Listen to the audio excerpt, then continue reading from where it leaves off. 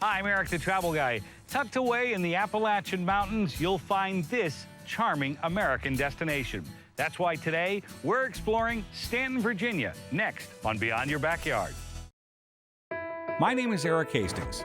Yeah, that's me.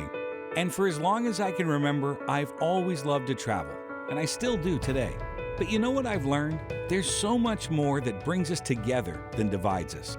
Which is why I've made it my mission to do the very same things you can do, but to take you beyond the experiences, to uncover the soul of every place we visit. Let me introduce you to the people, the places, and the secrets that remind us how exciting it is to share with one another, to understand one another, and to realize just how connected we really are. I am Eric the Travel Guy, and this is Beyond Your Backyard.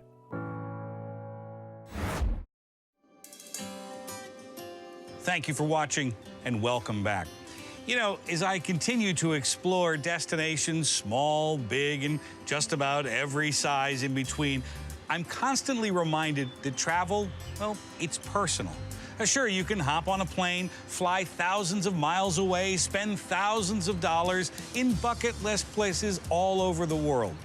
But remember, closer to home, you'll find charming towns just like this one, bursting at the seams, waiting to be discovered. That's why we're here. We're in Staunton, Virginia. Now hold on, before you look away, give it a chance. I promise you, in the next 25 minutes, you're gonna learn something. You're gonna feel something.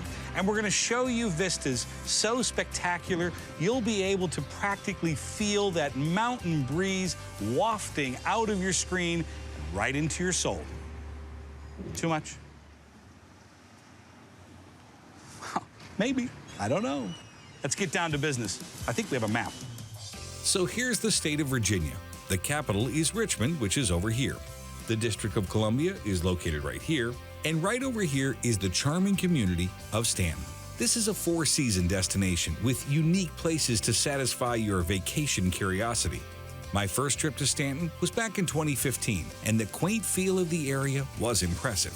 It's unique in its size and feel. But why? Well, that's the reason I decided to talk with a historically inclined expert. Why is Staunton historically important, especially to the story of this region and certainly the story in America? This was an important stopping point on the Great Wagon Road, and also clearly an important place tied with the legislature in Williamsburg as well as Richmond. What you find is a very strong sense of place in Staunton because what they laid out in the 18th century is still here. We're standing in it right now, the original 13 blocks. And the rest of the town grows out from those 13 blocks in a very traditional grid-like pattern within these hillsides and ridges that make up Staunton, Virginia.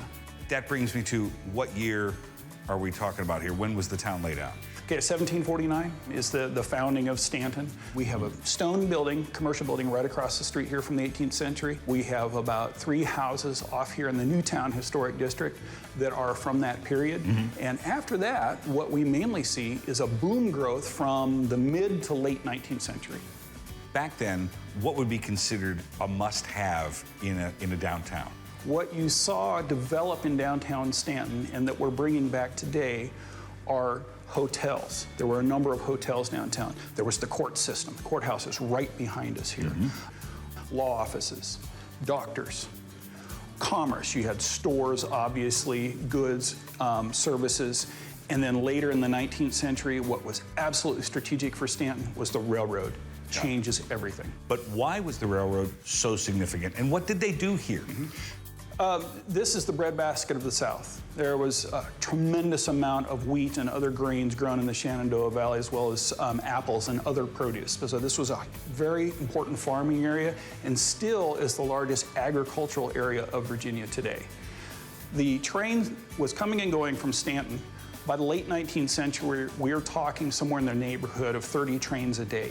We can't imagine it today. 30 trains a day.